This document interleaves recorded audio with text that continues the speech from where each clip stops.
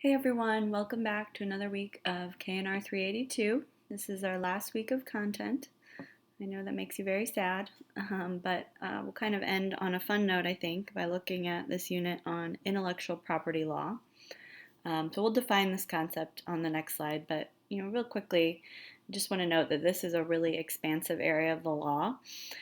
So we're obviously only going to be able to focus on certain parts of it. I've highlighted a few particular areas of IP law that I think might be useful to you as KNR practitioners and that might deal with issues that come up for you in the workplace. I will say that a lot of the examples in this unit are more sport related. That's because a lot of the IP issues that we deal with in our field deal with athletes and brands in the sport industry. So you'll note that there's quite a few sport related examples. But I will note that a lot of these issues also apply to recreation and park organizations as well. So hopefully you'll find this to be kind of an interesting and fun unit. Okay, so what is intellectual property? It's probably a term you've heard before, but maybe you're not really familiar with. So when we refer to intellectual property, basically we're referring to a legal concept that deals with creations of the mind. So not a tangible property in the way that we think of traditional property, right? A house, a car, a phone, your bag. Those are all tangible properties. But when we refer to intellectual property, we're not talking about something tangible, we're talking about something that's been created in someone's mind. Nonetheless, it's still considered property under the law and it has value to those that create it. So, for example, if a sport marketer designs a new team logo, that's a protectable property, right? If a TV network broadcasts a sporting event, that's a protectable property under IP law. If an athletic trainer designs a new piece of equipment, that's protectable property under IP law. So these are all considered original ideas and therefore protectable under law. There are basically two primary goals with IP law, and this can be kind of a delicate balance.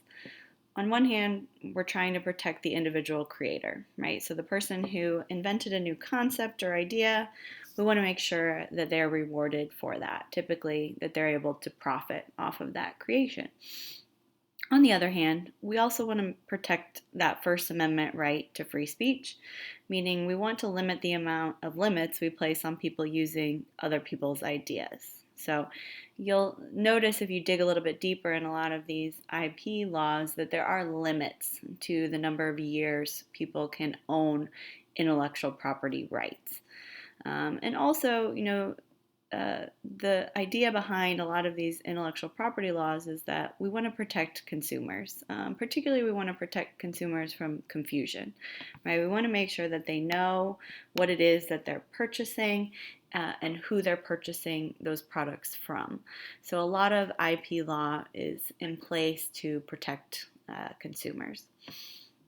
You can see here I've listed a number of types of intellectual property or essentially areas of IP law. So there's a lot here. We're going to focus on those first three types, so trademarks, copyright, and right of publicity, because I think they're probably the most applicable to you and what you will do in KNR. Patent law and trade secret are also important elements of IP law, but just given the limited amount of time we have, we'll focus on those first three. Okay, let's start with trademark. So a trademark is any recognizable word, name, symbol, or slogan which distinguishes a product or service from others. Basically, a trademark helps to solidify a brand in the mind of consumers. So it makes sense that a company would want to protect something like that, right? So think of literally any sport team or athletic brand, right? Whether it's a logo or a slogan or an image that you associate with that particular brand, those are all trademarks. So here we've got the example here of LA Fitness, right? Both the name and this image are part of their trademark, and we can see that they've actually registered that trademark. Here's another great example. University of Notre Dame Athletics has a number of registered trademarks, right? So you can see it's not just the logo, that's one of them, but also a nickname, their mascot, a slogan, right? And then you can see the particular colors that they use. All of this is trademarked and protected property by the University of Notre Dame, right? So they can use those images, those slogans, those those logos in order to sell their product, right? Which is their athletic teams. Keep in mind that trademarks, again, if we go back to the last slide, are really there to notify a consumer about where a product or service comes from, right? That's the initial purpose for even having this area of law, is making sure consumers are informed about where it is they're purchasing products and services. We'll talk on the next slide here a little bit about what these different marks mean that you might see next to a logo or slogan. Okay, so there are basically three different methods that you have for protecting a trademark or a mark. So federal registration is the approach that's going to give you the most coverage or protection. Okay, so if you register your mark at the federal level, you're then covered across the country, meaning that you own that trademark outright. No other company can use it in the U.S.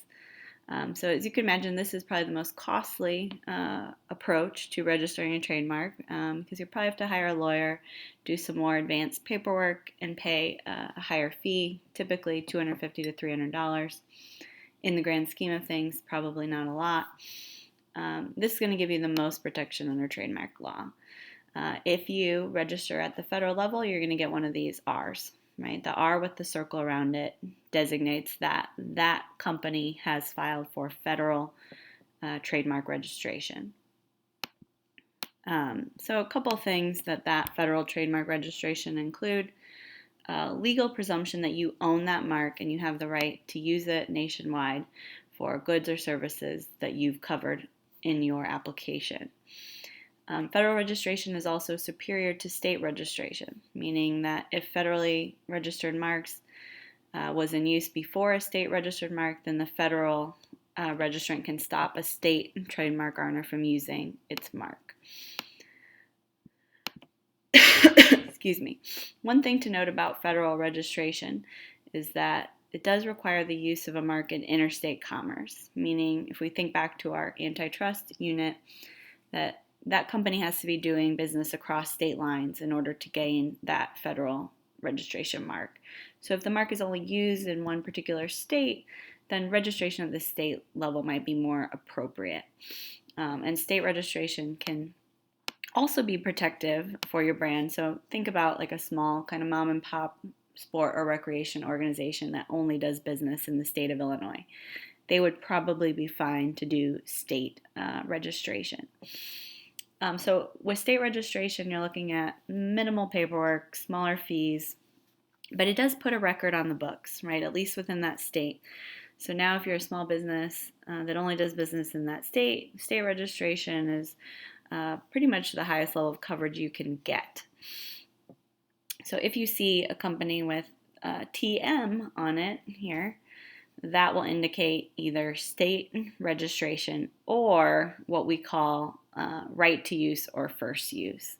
So basically, it is possible for you to have trademark protection without going through any registration process. And we call this, basically relying on common law. So these are very basic rights, basically the minimum rights. So if you are the first to use a mark in the marketplace, you can claim first use rights. Obviously, this is going to be the cheapest option because you're not actually filing any paperwork or paying any fees. So even if you don't register your mark at the state or federal level, you can still use that TM next to your mark to show signs of first use. Now, if you think about it, there could be some risks with this, right? By not going through any registration process at all, you certainly risk there being other businesses with the same or similar marks, right, that could already be registered. That means you could face a lawsuit from those companies. Also, by doing that, you don't really have a strong level of protection of your own mark, right? So if another new company comes along and wants to use something similar, you don't have quite as much protection as you would if you had registered at the state or federal level. So while it might make sense for a new business to rely on first use rights right out of the gate, it's pretty important that you at some point go through that registration process, either at the state level or the federal level, depending on the situation. I've uploaded an article on RegiNet that sort of deals with this issue, and that's a recent example with the Las Vegas Golden Knights, which is the new NHL hockey team in Las Vegas. So essentially, they didn't do a whole lot of research on potential trademarks before they tried to register their mark. And as you'll see here on the picture on the right, the U.S. Army's parachute team had a very similar mark that they were using as a logo and name, right? So the Golden Knights, and this is the Vegas logo here on the right. So essentially, when they filed for trademark registration, the U.S. Army came in and said, hey, you basically copied our entire concept here with the name and logo. And so this was an ongoing trademark dispute for actually over a year. I'll post the article so you can see what they ultimately settled on. They have agreed to be able to move forward and use it. But it was a pretty long fought battle, and shows you that, you know, even a professional sports team can get into trouble with trademark law if they don't go through the appropriate channels and do appropriate amount of research. Okay, so what's the value behind a trademark? Why would people go out of their way to pay these fees and go through the process of registering their marks? Well, it's essentially because they can make money off of it, right? Outside of direct revenue generation that you can get simply for being able to advertise your brand through the trademark, a lot of organizations generate revenue off of licensing fees. So how this works, particularly on the sport or brand side of things, is that manufacturers of licensed products, what we would call licensees, pay teams or leagues, who we would call licensors, for the right to manufacture products bearing those team or school names, nicknames, colors, logos, you name it. So basically, a company like Adidas could come in, pay the Golden State Warriors a fee to license their logo, so basically giving them money in exchange for access to their logo, their trademark, and then manufacturing shirts with the Golden State Warriors logo on it, right? And then once they manufacture, they're able to sell those. So a lot of teams or brands are able to make money or generate money off of the licensing fees that they can garner. And then just in general, in terms of value, you know, the brand image or association that can be developed through a trademark can build over time, right? You know, the example of Notre Dame from a few slides ago, we know that those are pretty strong brand associations. Whether you're a fan of college football or not, you've probably seen those colors, those images, those slogans at some point, and you would be able to associate them with Notre Dame athletics. So that kind of brand association that comes through trademarks can be really helpful in having a strong brand that, again, helps you sort of generate revenue on an annual basis. Okay, so trademark law then, as we think about this from a legal perspective, of course, the Lanham Act of 1946. This is basically a major federal law that was passed to set up a protection system for trademark registration. And again, a lot of this goes back to consumer protection, right? The government said we want to make sure that, you know, brands aren't just able to use whatever trademark they want.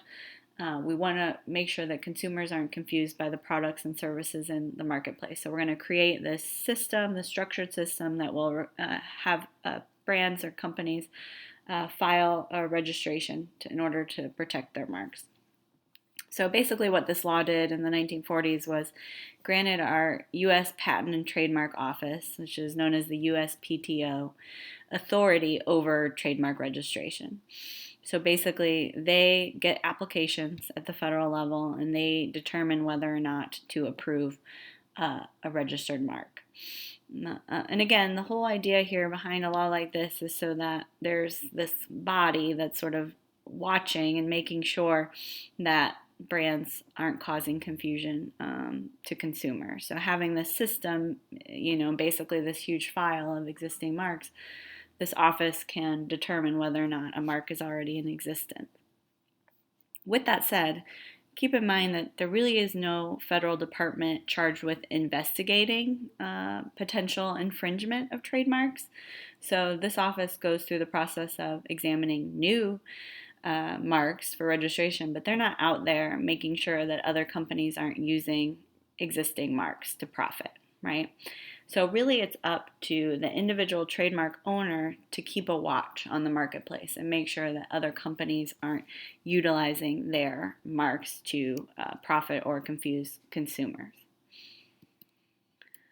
Okay, so what makes a trademark distinctive, right? This is a big question when we think about the strength of a trademark. So this is a key issue. When we think about this term distinctiveness or distinctive, what we're referring to is something that's unique, that stands out, and that is not easily confusable with another brand. So basically, in order to get that federal trademark registration, a mark has to be considered distinctive, right? Unique. Now, as your reading for this week says, it is possible for something that's not considered distinctive, that's maybe more descriptive in nature, to acquire what we call secondary meaning. So basically, if you can prove that your descriptive mark is clearly recognizable by the consumer, and you may have to show evidence of this, right? You may have to show consumer survey data, that you have a high volume of sales or a lengthy time in existence, but it is possible to acquire the secondary meaning for more descriptive marks. But overall, if you're designing a new mark, you want to try to make it as distinctive as possible in order to not just gain that federal trademark protection, but also to keep there from being too much confusion. In terms of generic terminology or marks, generally terms like gymnasium or arena or sport, which we would deem to be generic, right? They could apply to anything, anywhere. Typically, these cannot be argued as a trademark infringement because they're generic terms, right? Anybody could use them at any time. There's nothing distinctive about those terms. Okay, so we've defined this concept of distinctiveness, and so I wanted to show you some of the categories as we think about the potential strength of a trademark. So you can see in my table here, started at the bottom with the least strong mark, which would be descriptive, as we noted on the last slide, all the way up to the strongest form of a mark, which is what we call fanciful. So I'll give you a quick rundown of what each of these means, and you can see the examples here. I think that might help showcase what we're talking about here. So a descriptive mark merely describes some portion of the good or service being sold, right? Again, this is considered fairly weak and less likely to be protected under federal registration unless the brand can acquire what we defined on the last slide as secondary meaning, right? So 24-hour fitness is a great example of a descriptive mark.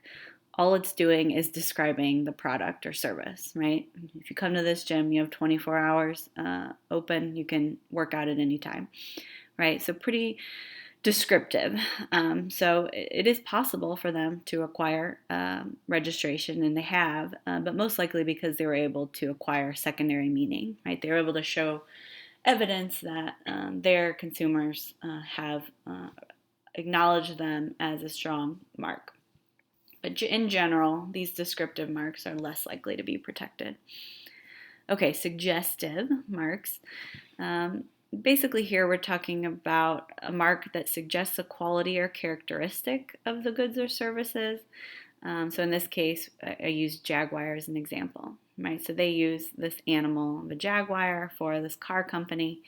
And essentially the quality they're describing through this mark is, quickness, speed, right? Jaguar, one of the fastest animals. Their cars, they describe as being very fast, right? Or the ability to go fast in them. So suggestive marks are a little bit stronger on our spectrum here, but it does still require a bit of imagination in making that connection. All right, arbitrary marks, as you can see here, these are basically a word that has common meaning in the English language, but the meaning is generally unrelated to the goods or services being offered under the mark. So Apple is a great example of that, right? Apple is a fairly common generic term, but in this case, it's referencing a computer technology company, right? So this is a fairly strong approach or fairly strong mark. Finally, our probably strongest category or strength in marks is what we call fanciful marks.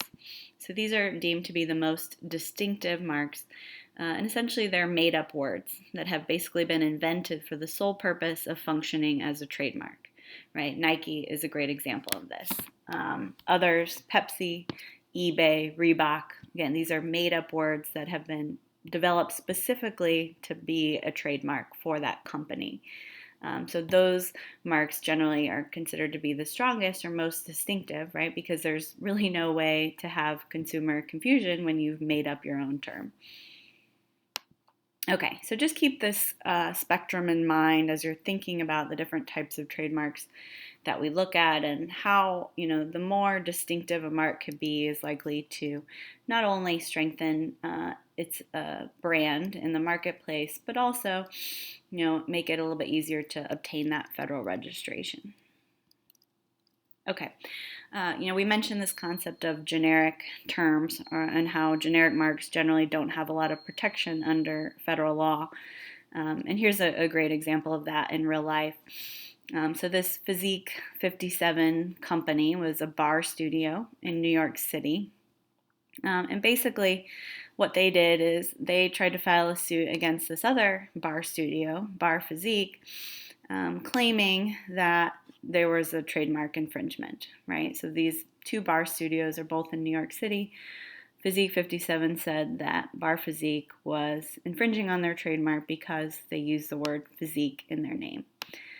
And they were unsuccessful in arguing this claim because essentially the New York court said this word or term physique is so generic that you can't own specific IP rights over it, right? So basically they were saying that because of this generic term, Physique 57 was unable to be successful in their claim, and both studios were able to continue using their specific marks.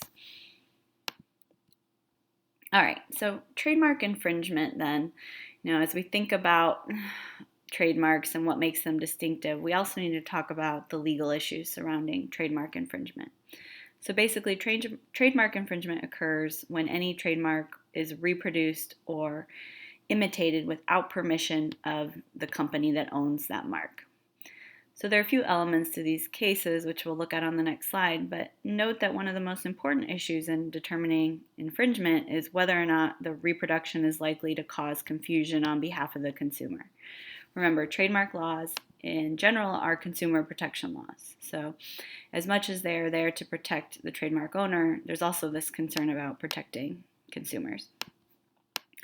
So a couple terms here that I think it's important for you to know or be aware of is that infringement of a trademark is different than dilution of a trademark. So dilution occurs when a company or a person uses an existing mark in a way that tarnishes or disparages the brand. So not necessarily to prove consumer confusion in these cases, but the trademark owner argues that this use, unauthorized use of their mark, is tarnishing their brand in some way.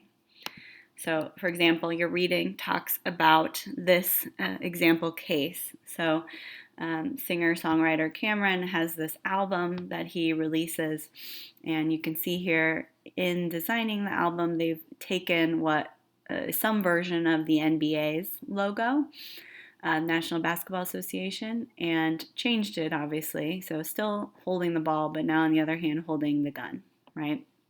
So per your textbook example, the court agreed that the use of this NBA logo in this capacity would create or could potentially create a negative association with the NBA and therefore tarnish their reputation. And so the record label that produced the album had to stop using it.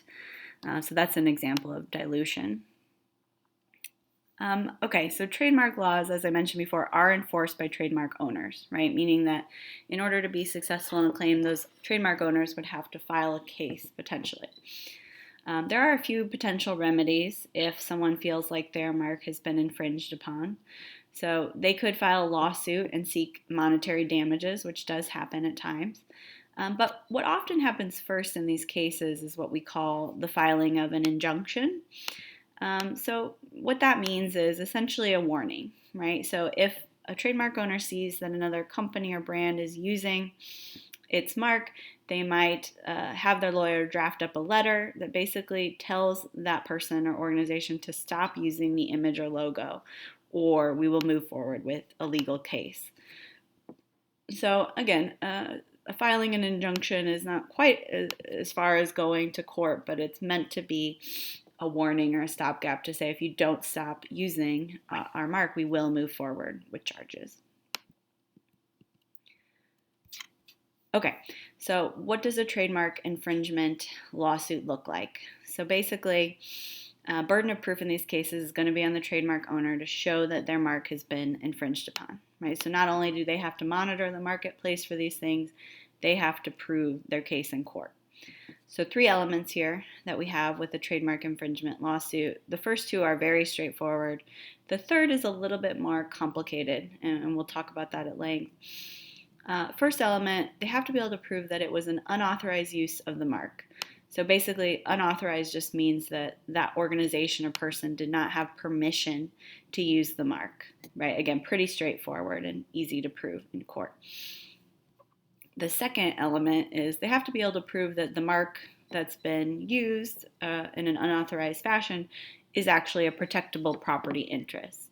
So per our earlier slide on trademark protection, we know there are a couple of different ways a trademark owner can show their mark is protected, right? Either at the federal level, the state level, or common law registration. So basically, they just have to be able to prove that their mark is a protectable property interest under one of these categories. And if they can do that, they can move forward with their case. Keep in mind that having a federal or state trademark registration is going to help you in these cases, right? If you're arguing infringement, it's definitely beneficial to you to have actually gone through the registration process and not just relied on common law.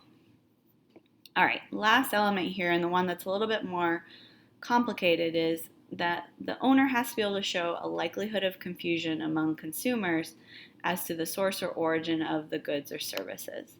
So basically, the courts have to determine whether or not they think that the plaintiff's mark is actually distinctive, right? And whether or not someone else using a similar mark is going to cause confusion among consumers. If they decide that yes, this infringement or unauthorized use is going to cause confusion among consumers, then they're most likely to side with the plaintiff. If they decide no, we don't really think there's likelihood of confusion here, then they're likely to side with the defendant. So basically, there are 8 factors that a court will examine in trying to determine whether or not customer or consumer confusion is likely in a trademark infringement case.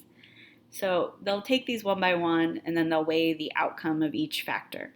Basically, who do we think each factor favors ultimately, and then make a decision based on that regarding infringement. So you can see these 8 factors here. I'll just go through them briefly. First is just the general strength of the plaintiff's mark, right? So how distinctive is the existing mark? And again, you could go back to that scale that we looked at a few slides ago to determine, where you think it falls on that scale of distinctiveness. The similarity of the 2 marks.